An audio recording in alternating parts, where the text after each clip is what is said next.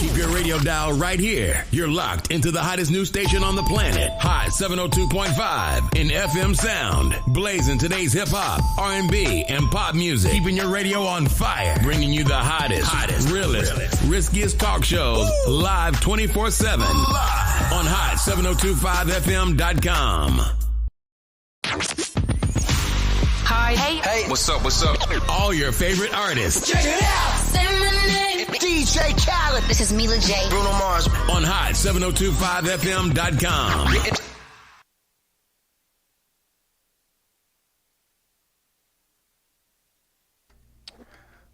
Welcome. Back like I never left.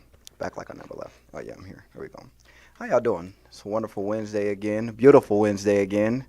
No, I'll get to that second part. Let me start it off how I normally do. Let me talk about the week. It's been a productive week. It's been very exciting. I've got a few extra things done. A lot of the stuff for the baby shower has came in, so I'm pretty excited about that. Hey, what's up there, my man? How you doing? I think I reached out to you last week. I'm still waiting on a response. I know we talked, but we'll talk about that later. No worries. Some of the stuff for the baby shower came in. I'm still a little excited about it all, so I wanted to show y'all one of the things that came in because we have others coming in just like it, but this is just excuse me.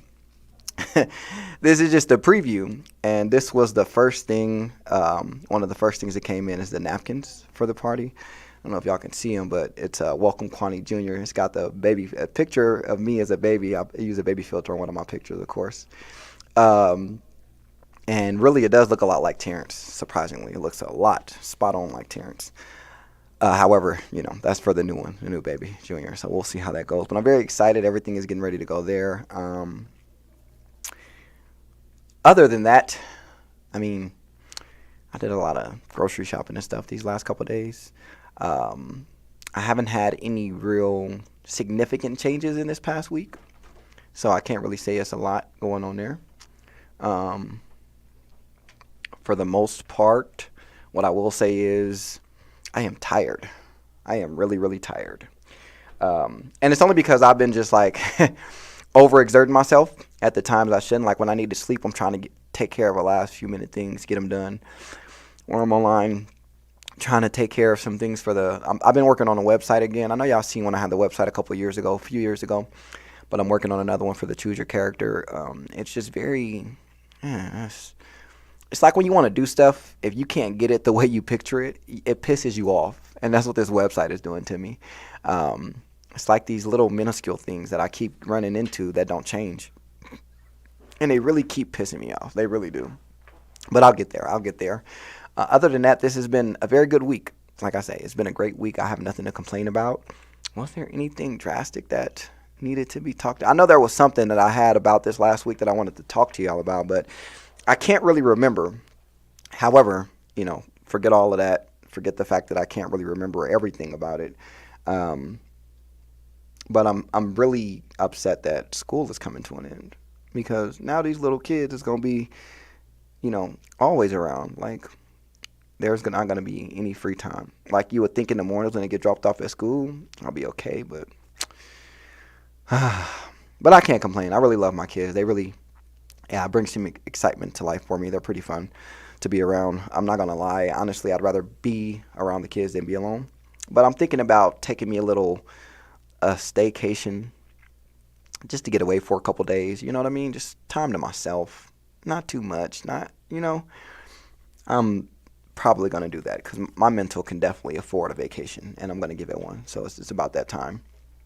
Other than that, you know what? I think other than that about the week, we good to go there. There's really nothing else to really talk about. I'm really trying to remember what it was I wanted to talk to y'all about, but for the life of me, I can't really remember exactly what I had to say. So anyways, we'll go ahead and jump into the first thing that I do want to actually have written down to talk about. I am going to send a heartfelt apology to the mother of the student that had the issues going on with the substitute teacher, that video we had surfacing around not too long ago. I want to send a shout out to the mother. I want to apologize deeply to you for the words for the words I said last week about how I feel about the parenting in that household. I apologize. I deeply, sincerely apologize because the mama came out and spoke, y'all. And I love the response she gave. I love it. So here's what she said.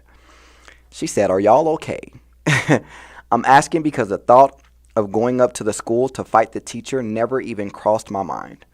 In what world?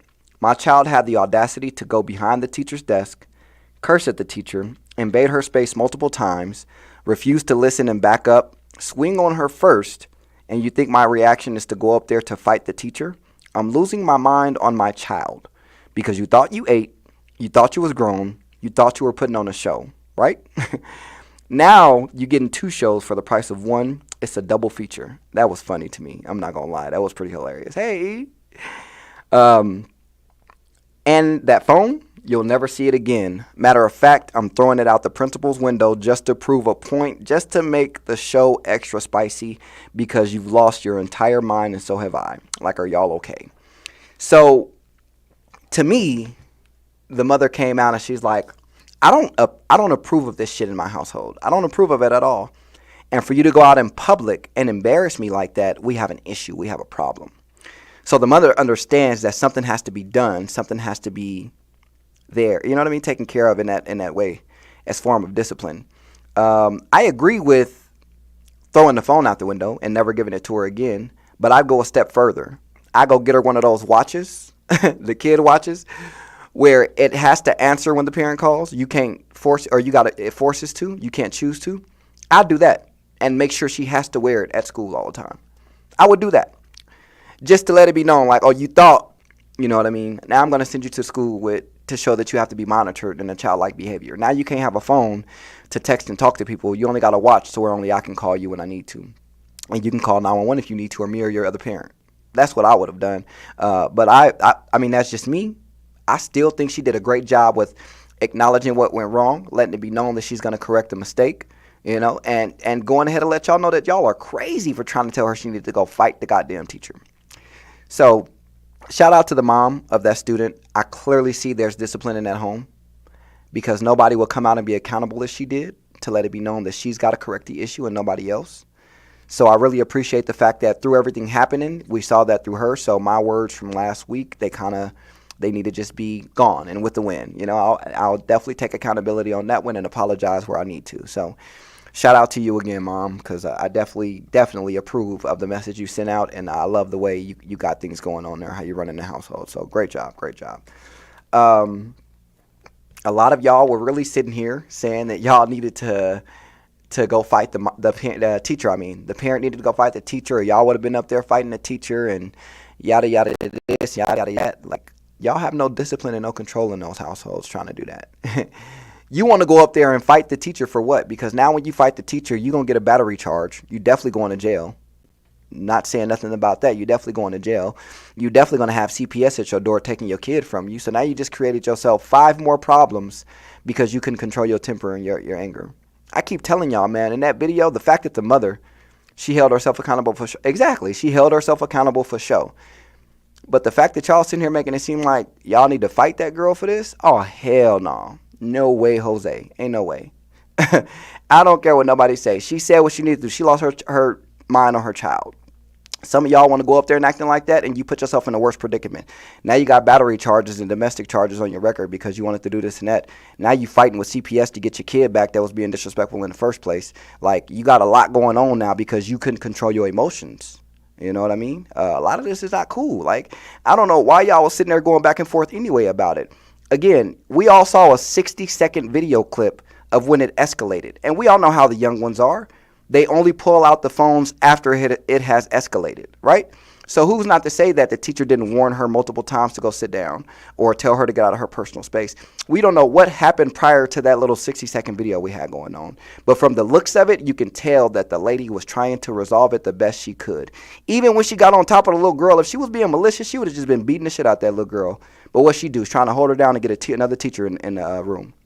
So shout out to the teacher on how she tried to handle it. Shout out to the parent on making sure she's acknowledging and being accountable for the actions that went on at the school. And with the whole situation, it's being handled like it should be.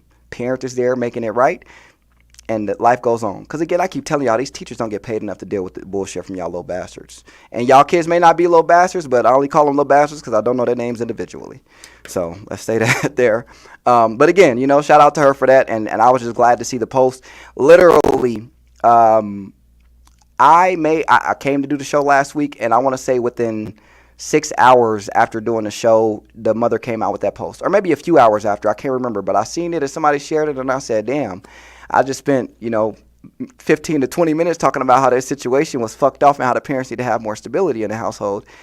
And there go the parent right there taking accountability. So shout out to them for that. I can be accountable and apologize where I need to, which is that. But for the most part, I got to give the credit where it's due. So I just wanted to give that little quick bit because I wanted it to be shown. Even though I got words for shit, when I see the truth come out, I can go ahead and take it back. Another thing what I really want to talk about today, I got two major things to talk about today, which are probably going to put, maybe a little questioning on some of you men as far as y'all mental, right? And maybe it'll help you get to the work faster on it. And that could be from seeing a therapist, seeing a counselor, to maybe you just going to the gym. But we'll get to that part, right? About physically taking care of yourself and then mentally taking care of yourself. We'll get to that part later on. But for right now, I do want to talk about grief. I've just been around a lot of people lately. I've been hearing a lot, even when I'm at work, people that just talk to us, guests and customers, coworkers, friends I haven't talked to in years. I hear a lot about grief right now. And grief is, how do you say this? Grief has to happen. Like, you're going to grieve over someone you lost, especially a loved one. Okay, so just to give you a definition of the word grief is deep sorrow, especially caused by someone's death. Like, you know what I mean? That's definitely where it comes from, or where it can stem from. But you think that grieving is not an overnight process, okay? And to better explain that, here's what I'll say. I was sitting at home. I want to say this was Sunday night. And I'm not sure if you all seen the interview with Vlad that Boosie did where he talked about losing a brother. He talked about how, and it was like a 30-second clip. You know what I mean? 30-second clip, not too long. He talked about how in the clip what he said was, when you lose a brother, that's a pain that will never heal. You're going to always cry. You're going to always feel bad. You're going to always be hurt. You're going to always be vulnerable to that situation, right? You will. He said no matter what you do, the pain never goes away. You'll never be the same. You're going to still cry. You're going to still, feel down. Whatever the case may be, you're going to still grieve when you lose a brother. And I watched that 30-second clip. 30 seconds. And that's all it took to make me cry. Because every word he said was true. I lost my brother going on 11 years now. It'll be 11 years in August. And it don't get no better. I haven't really healed from it. I do still cry about it. I do still feel down about it. I do still mourn him. Like, it's been 11 years and nothing has changed over the fact that, it's been 11 years. That's it. So grieving is not something that you feel like after a year is just done with. Like, no, like, you can be sitting there. I was telling someone today at work, you could be sitting there and you could have just hit the jackpot. You could have just got a promotion at work. You could have just found out you won a new car. You could have just found out that all your debt has been paid off to zero. But then somebody will come in with some toy that you played with your sibling with in your childhood with your siblings, and it'll make you break down right then and there. Even though everything else is going perfectly fine in your world, you just had a symbol to remind you of your loved one that passed away. So it always gets you at the worst times. I feel like it does. It's been 11 years, and anytime I've replayed that night in my head, anytime I've replayed the situation in my head, I broke down about it. Whether I went and got in a shower and cried myself in the shower, or I just sat in the living room with a blunt in my hand. Like, I've grieved. And I continue to do so, right? Everyone deals with that differently, from Jamarcus, Jam. Exactly. Everyone deals with that differently. And that's another, I'm going to get to that part in a second too. I don't expect anybody to be able to make it better for me when I'm grieving. I don't expect anybody to be there to make it go away. I do understand that grieving is a process. I do understand that I'm not going to stop grieving over my brother because I've known him my entire life. For 20 years, that man was there.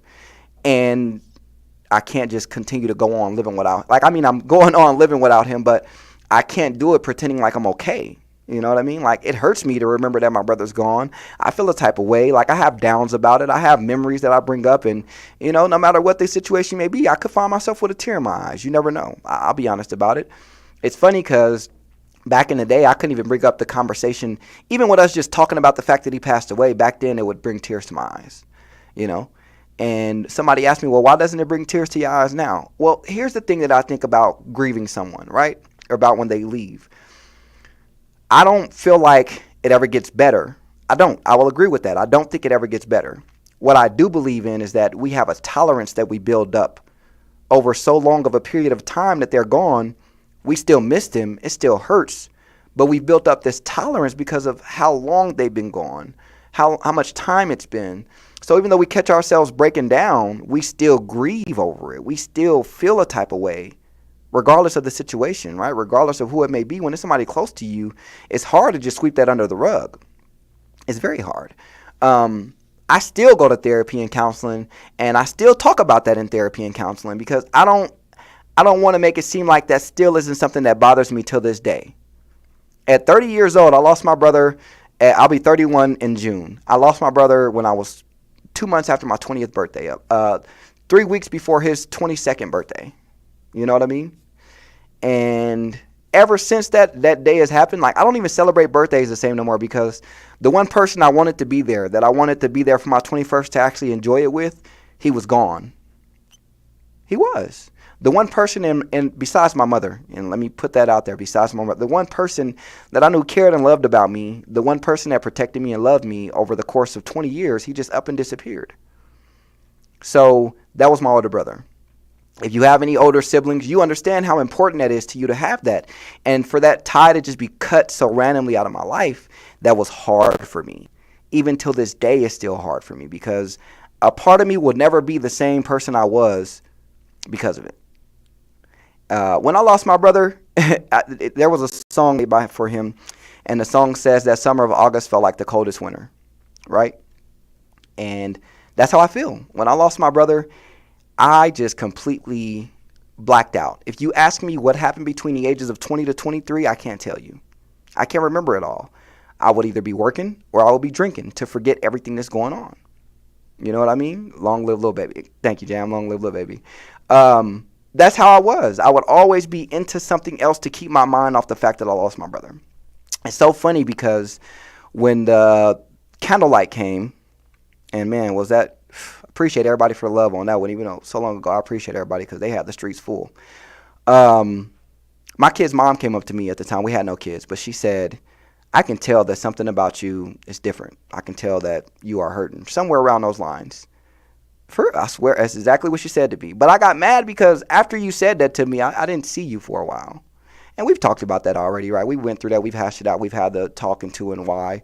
And we let it go. But, I was surprised that somebody was able to see through my armor and see that I wasn't right. So I say that to say that nobody's perfect. We're all human. We all lose loved ones. We all grieve. We all feel down. We all cry. We all have sorrows. But what I'm telling y'all is mainly the men is who I'm talking to on this one. Like, don't be afraid to sit up there and grieve. Like, it's a part of life. It's a part of the process. It's really a part of the healing process. Some things you'll never truly heal from, right? You'll never truly heal from them, but you can learn to cope with them. You can learn to live with them. You can learn to deal with them as how they are, Like, for instance, after so long, I get so irritated over the fact that when it comes to around the times of, Father's Day or the passing of my brother, I hate that I got to recycle the same pictures because I don't have any new ones to use. Like, everyone's seen them already. But I do it because it doesn't matter if y'all seen it already. Like, I'm keeping his memory alive. I'm celebrating his life while I'm still alive, But grieving is not something that you should look at and say, I don't need to do it. Right? I think that everyone needs to grieve at some point in time and do it healthy, like healthily. Don't sit up there and try to do any toxic healing because I don't feel like if you're anything toxic in it, you're not going to heal right away. You're not going to heal in a decent amount of time. Hell, I don't really think you'll heal at all if you have any toxicity there. So you got to be able to heal in a healthy environment and go from there. But learn to live with it in a sense of it happened. There's nothing you can do to change it. You're going to miss people. You're going to miss them all the time. But it's okay. Like, that's fine. It's okay to sit down and say, hey, I miss this person, or you shed a tear or two about them, or, you know, you going over stories about how y'all used to hang out or kick it with each other, whatever it may be. Like, that's fine to do. You're not looking weak because you miss somebody that is no longer here. You're just being human. That's all it is. But before I get into the next part about that, because it's going to go along with the vulnerability, that's the next part to it, I do want to talk about grief in itself more than just actually, you know, giving you the definition. And, whoa, what did I do? Okay, I don't want to talk about just giving the definition without so much of like letting people know kind of like the stages throughout it. So one thing I'll say is there's 5 stages. Well, there's 2 different parts to it, right? The first one I want to go over is the 5 stages of grief, because I didn't know that there was a 7th, or they have one that's with 7, but we'll get into that too. So where are you at? All right, so the original, here's the original 5 stages of grief. You've got deep sorrow. No, sorry, that was the actual definition. The 5 stages are denial. So you don't believe it's happening. You don't believe it's there. You feel like, no, they can't be gone. They can't be there. This can't be happening. This can't be happening. It's not happening. You're just in denial. And again, you know, we all do it, because the first thing I went to at that point in time in my life was, no, my brother ain't no way. No, like I'll see him tomorrow. You know, like, no, ain't no way. Then you get angry, you know, and I think I want to apologize to some people that were around me in 2012, around that time when it first happened.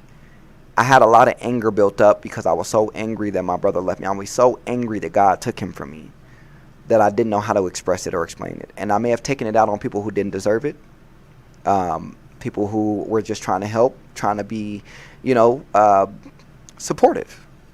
So if that was the case, again, I blacked out the first 3 years of it happening, but I apologize that I may have caused any kind of hurt to you in my time of hurt, because it's not fair to me to put hurt on you that you didn't cause. So I'll say that. But you have denial, then you have anger. After anger, you go to bargaining, which we all know we all do, because I said it all the time, like, I'll just take me, I'll take his place, you know, or I'll do anything, just bring him, you know, bring him back, whatever it is. You want me to live on the streets for the rest of my life? No problem, just bring my brother back. You know, like, I went to the extreme to try to bargain because I needed him back that much. I could not see me going on another day or two without having my brother. Like, I just didn't understand how somebody who was there with me my entire life was just gone in the blink of an eye. In the blink of an eye. And it's so funny because, so this is how it went down. I had got a phone call looking for my mom because they had a note on the door from a detective about my brother being in a serious accident, right? And I know he had a moped. So they said he fell off the moped. I'm thinking he's going to have to be in a wheelchair for a couple weeks. You know, he might have broken an arm or a leg, something like that. So I got all these, because me and my brother's like, that's all we do is joke with each other. We comedians, you know what I mean? So I got all these jokes lined up. All of these jokes lined up. I'm like, oh, I can't wait. I'm finna get him. As soon as he sit up in the hospital bed and I see him smile, I'm finna get him. I can't wait.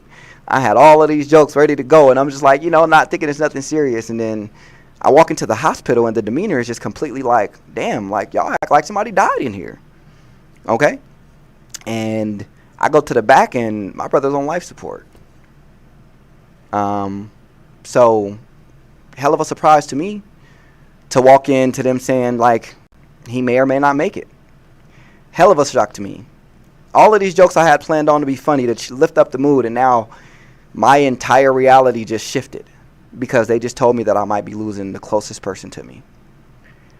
And that was tough to hear. So me being me, trying to be a manly man, you know what I mean? I take my head and I just calmly fold my arms and put my head in my lap because I couldn't really, I had to try to hide the fact that my eyes were getting watery, right? And I had one person come to me, Alvina. So shout out to Alvina Conway. I was going to say the other name, but that's her maiden name. Shout out to her, a very good friend at the time. Has always been a good friend, but at the time she definitely was right there when needed. She came and she just lifted me up and just hugged me. You know what I mean? Because she just saw, like, I was just out of it. So, you know, that gave me a little comfort to kind of relax in a sense. and we're in the hospital, you know what I mean? And my brother's laying in his bed with all of these bruises and whelps. And my mother's there. She's just not doing good, not in the best condition in it. And I can't stomach it for too much. So I go back out into the waiting room because it's like I don't want to see him like that. Then this is where it got real. All I heard was my mom come out the room and say, they want y'all to come in there and say y'all final goodbyes because he's about to go. I couldn't hold it anymore. I let loose. My emotions took over, and I burst out in tears. And the first person I ran to was my oldest brother, Pootie. I just told him, they said they're about to say goodbye to him. And I can't do it. And I jumped in his arms crying. I'm not ashamed to admit that. You know what I mean? I'm not ashamed to admit the fact that it tears me down to this day. You know, like I'm actually shocked that I was able to get through that story without ever actually even shedding a tear. Right?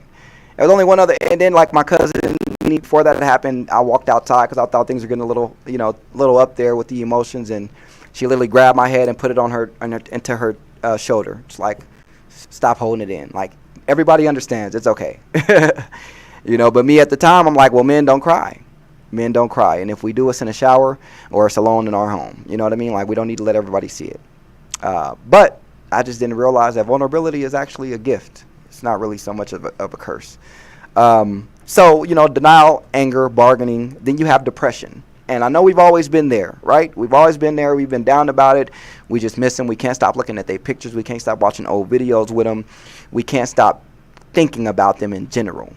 We bring up stories that they said to make us laugh. We bring up good times we have. We bring up the bad times. We bring up fights. We bring up disagreements. Like, we bring it all up because we're going through it. Like, we're going through it all the time, and we don't want to believe it. It's so hard to accept the fact that you've lost a loved one. And acceptance is actually the final step of grieving, you know. Just because you've accepted the fact that something has happened don't mean you won't grieve over it later. Don't mean you won't mourn over it later. We'll talk about that too. Personally, I don't think I've ever truly accepted that my brother's gone. I'm going to be honest. I think I know he is. I think, like, it's making sense, but in my mind, I just don't want to believe it, right? I just don't want to accept it. I just don't feel like that it's something that my brain can actually process. Even though I know it's been 11 years, I know I ain't seen him in 11 years, I ain't heard from him, talked to him, nothing. My brain can't process the fact that he's no longer in this world. So I don't know if I've truly accepted it yet, and I can be honest about that. Acceptance is a key part to grieving, and it's one of the 5 stages, but it's kind of hard. You know, it's kind of hard. So along with that, I told you guys about the 5, but remember I said I found out about there was one that has 7 steps of grieving. And I'm going to go over this with you guys, and, you know, we'll see where it goes from there, but I kind of agree somewhat with this one instead. So the first stage is shock. Feelings of shock are unavoidable in nearly every situation. Even if we feel we have had time to prepare for the loss of a loved one, we know it's going to happen. But not right then, not on that day. People in shock often appear to be behaving normally without a lot of emotion because the news hasn't fully sunk in yet. And I was like, well, damn. I kind of agree with that one more than the first one being denial. Because I think I was going through shock first, and then I couldn't believe it. Like, often there's a sense of numbness and a self-protective detachment from your feelings because they are too intense to deal with. I believe that. Then you have the second step on this one, which is denial. Many people experience denial after a bereavement. They know something has happened, but it doesn't feel real. See? It's kind of like I'm still there. For me, the denial was not that I didn't believe it. It was more of a sense of, but how can they not be here? How can they have been here and now they aren't? That's how I am. Like, it was just not denying that it didn't happen, but it's like, how? Why? When? Where? What? In addition to experiences of shock and denial, people often describe having a mental fog. Wow. This can include forgetfulness, lack of concentration, sleeplessness, lack of motivation, repetitive thoughts, and inability to make a decision. Wow. Wow. Didn't I just say that a second ago that it was really, like I had a blackout for those years? I can't remember everything that happened. Then we have, on this one, we have anger as the third one. Now, it's perfectly normal to feel anger in times of loss, but often people try to keep this stage of grief hidden. Anger is a difficult emotion to deal with and can be minimized by others, but it's important to find someone with whom we can connect in an honest way. I felt frustrated that my experience of grief was different to that of those I was close to. I was angry with myself that I was taking too long and wanting to talk about mom and dad to people who felt I should have moved on. And I think what she's trying to say is, if I got a friend that came in a two-parent household and their parents are still happily married living, I shouldn't be talking to them about grieving about my dead parents, because obviously they don't understand where I'm coming from because they still have those parents.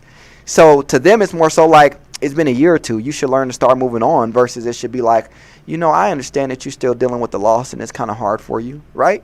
Right? Because that's all they have to do is just sit there and listen. So I think that's what they're meaning on that one. And then the fourth one is bargaining. For this one, like we talked about, the bargaining stage is about making promises to yourself or a higher being, asking the universe for a chance to put things right. A bereaved person may seek reason where there is none and may feel guilty about how they behaved or feel some way to blame. Like there's a sense that maybe I could have done things differently. If only I'd stopped them leaving the house or knew more about their medical condition, I could have intervened. We may feel helpless and hopeless and consumed by thoughts of what if. And I hate those what ifs because they never go away.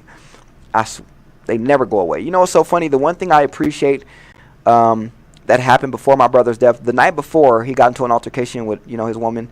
And I told him I had to go because I couldn't be a part of it. Like, I ain't want to be a part of that shit. And for the first time, one of the first times, my brother said to me, "All right, I love you, Markella. I'll see you tomorrow." And I said, "I love you too, man." And the next day I saw him was in the hospital bed.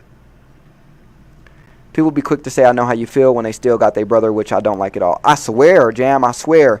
Everybody wants to say that, and they be quick to tell you that, but it's like, no, you don't know how I feel. And then they say, "Well, you got another brother." Okay, well, that's a whole different brother. I will feel the type of way if I lost him too, right? You can't tell me, you can't sit up here and try to tell me you can relate to what I'm going through and your siblings are still alive, because you can't relate. And I don't want you to relate because I don't wish that kind of pain on nobody. Like, it's horrible.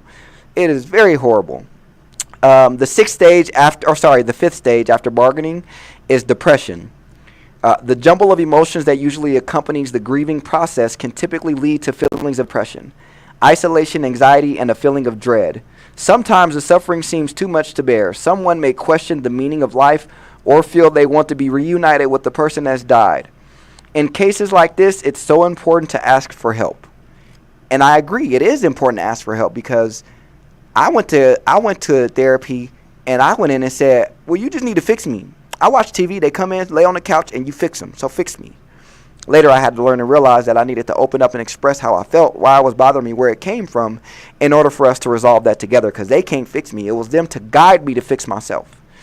It also says people are often unsure of how to help us in our grief. So if you can accept an offer of help or ask for help, it will have the effect of strengthening those friendships. And I swear to God, it will. It will help you strengthen it like no other bond you've ever had. And then you have 6, which is acceptance and hope. Humans by nature crave contact, connection and support.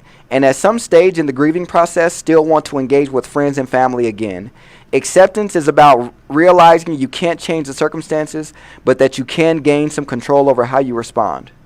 You hear that? Like, at times we may need to distract ourselves from the grief or place it on one side so we can get on with work or social situations. But this is also a stage where you might skip backwards and find yourself feeling overwhelmed from all the emotions again. It's normal to move between any other stages of grief from hour to hour or even minute to minute. Now, I gave myself permission to grieve. I felt that patience was a gift to myself. I agree with that, because even though I didn't do it right away, after, those first few years, I did give myself time to grieve properly. Anytime I felt myself being emotional, I didn't grab a bottle of liquor. I went to the shower and cried. I thought about it and talked about it to myself or with somebody I trusted. And that's what helped me give myself time to actually grieve and actually mourn and actually deal with the fact that I've lost a loved one, a sibling. It was hard. This is the one that I really loved when it came to the 7th step, because I never heard it be worded like this. So There is no right or wrong way to grieve. The process is highly individual. In addition, there's no quick fix. The healing process takes time and it varies from person to person. Importantly, there is no normal time frame, so be patient with yourself. Now, they also suggest the following coping strategies that you may find helpful. First of all, I just want to get to it how it says, like, there's no quick fix, right? There's no proper way, and you may jump from stage to stage. Just remember that. It may happen. It's okay. Now, these are things you can do to help. You can express your grief in words or another creative outlet such as painting or drawing. Connect with others. This can be loved ones or community support groups. Ask for help in whatever form. Practice deep breathing regularly. Set small, realistic goals. Ensure you're getting enough sleep and aim for some form of movement each day. Eat a healthy, balanced diet and keep hydrated. Now, also rehearse how you respond to questions and new situations. Because I kid you not, sometimes we tend to respond to these things with emotion, but we don't learn on how we should have been responding to them. Let's see here. We're going to skip that one with the time we have. We may not be able to get to it, but I'll come back. So all in all, to say with that, with grieving, take care of yourself. It's okay to grieve. It's okay to feel away. It's okay to feel some type of way and be down. Like, there's no problem with that at all. It's perfectly fine. Also, the next thing I want to, like I told y'all before, vulnerability. That's a huge thing for me. Here's what I like to say about it. It's not about being vulnerable. It's not about vulnerability in itself. It's about choosing when to be vulnerable. Okay. I have a pretty good metaphor I'm going to use that I think is a great example of talking about vulnerability between men and women, or vulnerability in general. For it, you have three people, technically two, but for the sake of argument, we're going to say three. So you have Superman, you have Clark Kent, and you have Lois Lane. Okay, that's three people. Clark Kent, stand-up guy. He's attentive, he's caring, he's emotionally available, he does loving, he does what you need to do. He's a great man, right? Great man. However, Lois Lane isn't attracted to Clark Kent. Lois Lane is attracted to Superman. I think we can all agree there. And let's talk about Superman. He's emotionally unavailable. He's the bad guy. He's always out busy. He can't really make any time for her. He can't really talk to her a lot. And still, she wants Superman. The issue is, the minute she actually gets with Superman, she wants him to be Clark Kent, right? Which is very confusing, but that's how it is.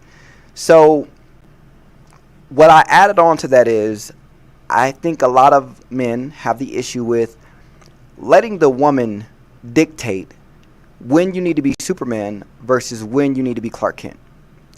I feel like you have to, as a man, understand when the time comes for you to be Superman, because you can't be Superman 24/7. You trying to do that, you're going to have a failed relationship. And you can't be Clark Kent 24/7. You're going to have a failed relationship. But when you find balance in the two, that's where you get it from. Okay, that's where it comes from. So if you were to sit around and you're letting the fact that you think you need to be Superman 24/7 and you having an issue with it, that's where it's coming from. Why are you feeling like you have to be Superman 24/7 when he himself doesn't? So to give a little, and when I say that, let me give you an example. I love examples. So they have a show on, I want to say it's Hulu, and it's called Superman and Lois. In this show, Clark found out that his wife had a gun pulled on her, and that same man hit his son. And when he found out, he got ready to storm out the house. He opened the door to get out and leave, and his wife shouted, "This isn't a job for Superman." He cracked the door, popped his head back, and said, "He's not going." Because he understood that right now, it's time for me to be a father and a husband. It's not time for me to be the man in red and blue. It's time for me to be a father and a husband, to make sure that this gets right, or it gets righted, to make sure that this is taken care of the right way. So I say that because a lot of you men are sitting here acting like, well, since I can't control my emotions, I want you to control them for me. I want you to dictate them for me. And you're not allowed to put that kind of obligation on another person. It's just not fair to anybody in general. Along with that, you need to learn to take up that mantle and say, hey, you know what? I can't control my emotions and I don't know how, but I'm willing to learn. I'm willing to take the right steps to get there. You know what I mean? Because y'all feel like, well, if a woman is telling me how to feel, it's okay because she's telling me how to feel. Because women are emotional, so they're better at it. They can tell me how to feel. No, stop thinking like that. Like, pay attention to life. You know what I mean? You decide on when you need to be vulnerable and when you need to be Superman. You decide on when you need to be Superman and when you need to be Clark Kent. So when y'all having family day and y'all kicking it, having fun, eating burgers or whatever the case may be, watching TV, great. It's good for you to be Clark Kent. But if there's some disruption going on, somebody breaking into your house or somebody disrespecting your family, that's when Superman shows up right there when needed. He's not in costume 24/7. He wouldn't be able to have a balanced life if he remained to be Superman 24/7.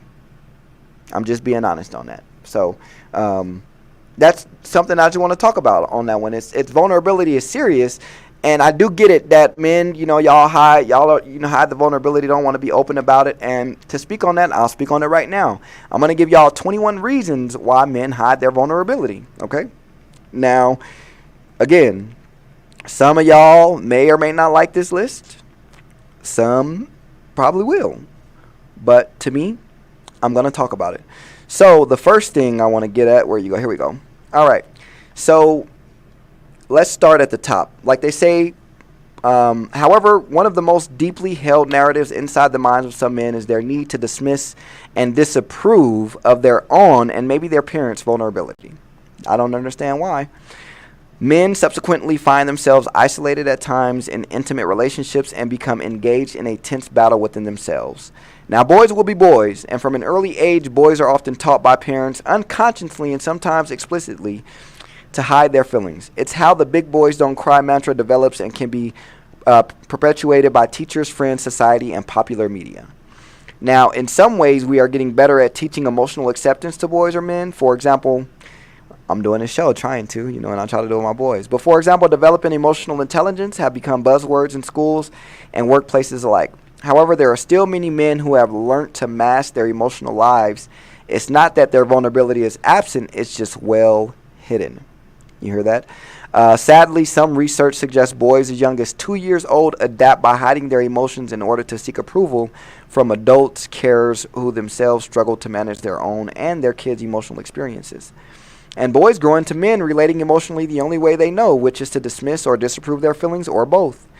Now, the following are 21 ways in which men struggle with emotional vulnerability. This one might hit a few edges, but men, y'all know for sure this is true, and we can all start somewhere. It don't have to be today, but it should be today. You should always start as soon as you can. Dismissing men. Now, men who are largely emotionally dismissive are certainly warm and loving guys. I told y'all. They may have grown up in caring families and have been taught to care well for others. However, emotional self-care may have been some distinct limits in relation to being open to expressing negative emotions. Now, here's some things. They may ignore their feelings, believe it's important only to be positive and not dwell on negatives, become highly intolerant towards feeling sad, angry, scared, etc., distract themselves from their emotions, dismiss sadness as a weakness, control or hide anger, hide all their feelings, view their feelings as trivial, which you should never, never, never, never, never do. Want their negative emotions to disappear quickly, which you got to go through it to get through it. Insist their emotions mixing, which only you can do. And minimize their feelings by downplaying, including joking and laughing. And y'all wonder why I'm such a comedian. I mean, I'm really good at that. I ain't gonna lie. I'm good at joking about what I'm going through. But that's kind of how I make myself laugh. I keep myself from laughing, keep from crying. Because this is a tough world. And mentally, it's hard out here. Disapproving men. Men who are emotionally disapproving tend to have a harsher, more strict emotional landscape. It may be they grew up in an environment where emotions were punished as bad as behavior. They are more likely to judge and criticize their emotions, restrict their emotional expression, view emotions as behavior that needs to be controlled, see sadness as being manipulative, highly disapprove of their anger, believe negative emotions are unhealthy parts of themselves. Man, I feel like I'm talking to myself. Believe showing emotions is weak and that they must be tough to survive. Not show their own emotions unless very angry or depressed. Control all negative emotions. Believe negative emotions are unproductive and a waste of time. And it's crazy because some men have hidden scars, like believe something is wrong with them because of what they feel, or act out of their feelings with destructive behavior, suffer with low self-esteem and confidence when their coping mechanism backfires, suffer with depression and anxiety as they push down their emotions, and use excessive alcohol or drugs to manage. Whoa.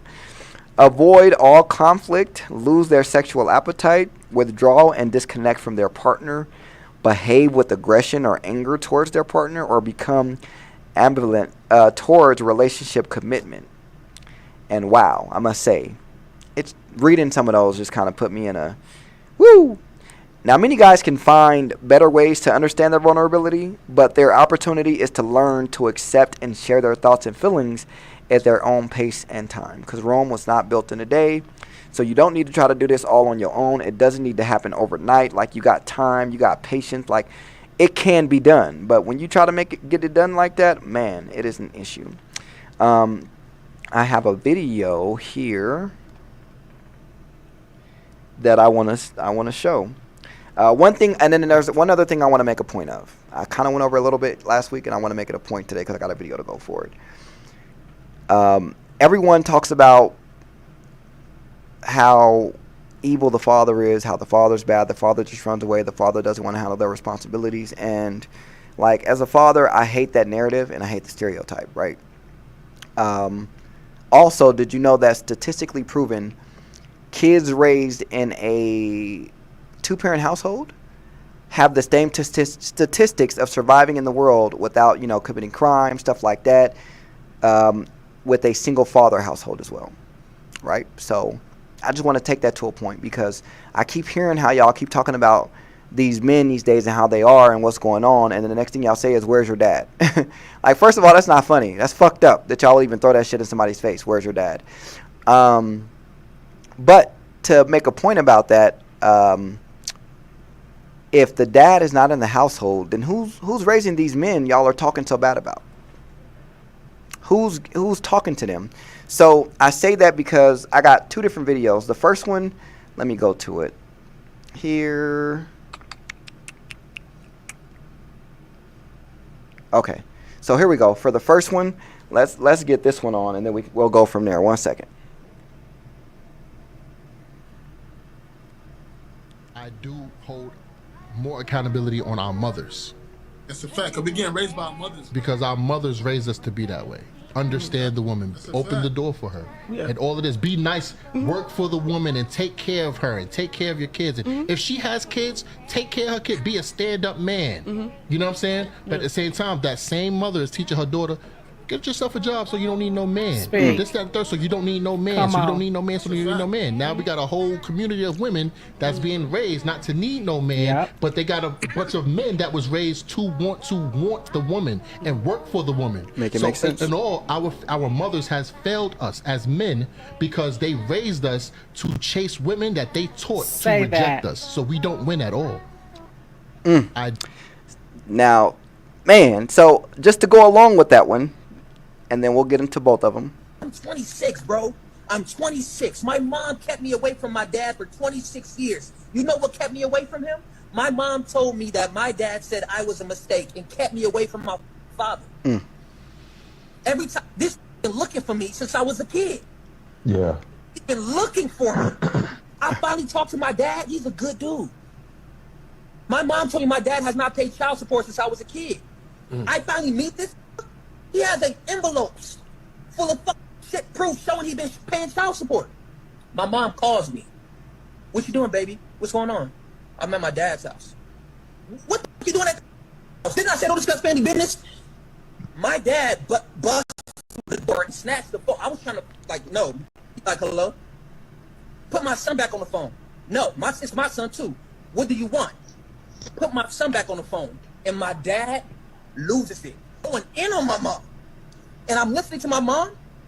All that slapping, abuse, and beating me up, choking me when I'm on the floor, beating me with belts, wrapping hangers around other hangers. My mom turned into a 2-year-old little girl when my dad started talking to her. She talked to me like my entire life. He's yelling on the phone, you mad because I left you. And I didn't want to be with you no more. And you kept my son away from me as a weapon. Whenever my mom will get pissed off by my dad or my sister's dad, she would say, "We'll never see your son again if you disrespect." I'm 26, bro. So I brought those up because it's sickening in the same sense of sad. We get all of this blame thrown on us, and we don't retaliate most of the time because, like, we're used to the blame being shifted our way, right? We're used to it. But when you hear things like this, you know there's a problem. You know there's a problem. It's not more so the fact that the father is not there to be there. Now, I'm not taking away from the fact that there are some deadbeat fathers out there. I completely get it. I understand, right? I'm not taking that away. But what I am taking away is, like, why do the fathers that matter, why do we have to deal with the bullshit because of a few fucked up individuals? Because again, you all chose every person that fucked you over. You chose to deal with them. So where's the accountability? Where? That's why sometimes when these men are telling me that they don't care for the relationships, my first thing is, well, yeah, heal first. First of all, you heal. Because if you heal properly, you won't have to worry about the toxicity of the women that don't want to be accountable coming your way, because you'll spot it from a mile away. You'll see the bullshit, and you'll stay far away from it, okay? And one of the points I'm going to make about that is this video here. This is going to blow your mind when you hear it. Just listen to this girl. The whole time I was seeing him, I was kind of just using it as a psychology experiment, and I didn't really like the guy. I more just wanted to see if I could break his heart. And it was fun. So did you break his heart then? Just a wee bit. I hope I did a little damage. Wow. And people still wonder why a lot of men are flocking to red pill type content. This woman, she really thought that she was going to get cheered on for sitting up here and bragging about the fact that she only dated this man to break his heart. No. Sorry. I'm not agreeing with that. Don't think it was okay. You need to be locked up in somebody's jail. I think it's very unfair, and you can go to hell for doing that. One last thing, and then I'll let y'all go for the night. What I would like to know about the opposite sex would probably be, why don't they give men more credit? Because if you think about it, like, we go through a lot of mental shit. Nobody asks us how we're doing. Nobody really gives a shit about how we're doing. I got another question to back that up. Why do women generally want a man to show his emotions when his emotions are the last thing they consider in an argument? Because one, it makes them more vulnerable, so they have more excuses or more things in their tool belt to actually use against them, to be honest. Personally, I used to be a very emotional kid, right? I hear you. Went through a lot of shit to the point where, raised by a single mom, started paying bills at a very young age. So I grew up quick to where I completely shut emotions out. I used to be a very emotional kid to now she's constantly asking me, like, why don't you show emotions? Why don't you show that you love me? Why don't you show that you do this? Do you think it's because it can be turned around and used against you? 100%, because growing up it was always turned around against me. One thing I would like... So basically, it's not that we don't want to open up. It's not that we don't want to be vulnerable. I think some of us have a lot of healing to do in order to actually be vulnerable in a healthy way. I think once we take care of that and we get through it, we'll learn how to be healthy. We'll know how to be vulnerable when need be. I think at that point we'll stop trying to be Superman 24/7, and then we'll go ahead and realize that being Clark Kent is not a bad thing. It sucks, you know, as men, we kind of have a damned if you do, damned if you don't situation in life, but I really feel that with the right healing, the right amount of, you know, whether it's therapy or counseling or whatever you do to get over it, you can love yourself better. And I think the more you start to love yourself, the more you start realizing things that aren't meant for you shouldn't be there. I think you'll start realizing toxic patterns need to be cut off and need to be snipped in the butt. So what I will say to men is, I know we don't have it fair. I know there's a lot against us. I know there's a lot to attack us, but the only thing we can really do is hold our heads high and fight on. Because regardless of everything that goes on and how unfair we have it, we are set to lead by example. So us showing that we can become vulnerable without having to worry about it being or affecting someone else or in an unhealthy way, we can actually just, make the small steps to get there. I think that's all we can really ask for. And at that point, we can do our best to raise the next generation to realize that sometimes it's okay to be vulnerable. It's about when and how you do it, but you don't need to be. Other than that, I will say I just appreciate y'all for listening to me today, talking about grief, talking about vulnerability. I appreciate y'all every week when y'all come out and hear me support. Again, if y'all have trouble with anything, you want to talk about it, anything like that, call me. Let me know. Hit me up. Y'all all got me on the socials. If not, go at them. But for the most part, I just appreciate y'all hearing me out and listening to what I had to talk about today. Some things, like every week, we didn't get into, but that's perfectly fine. I just had to go ahead and, you know what? I'm sorry. No, sorry, I'm out of time.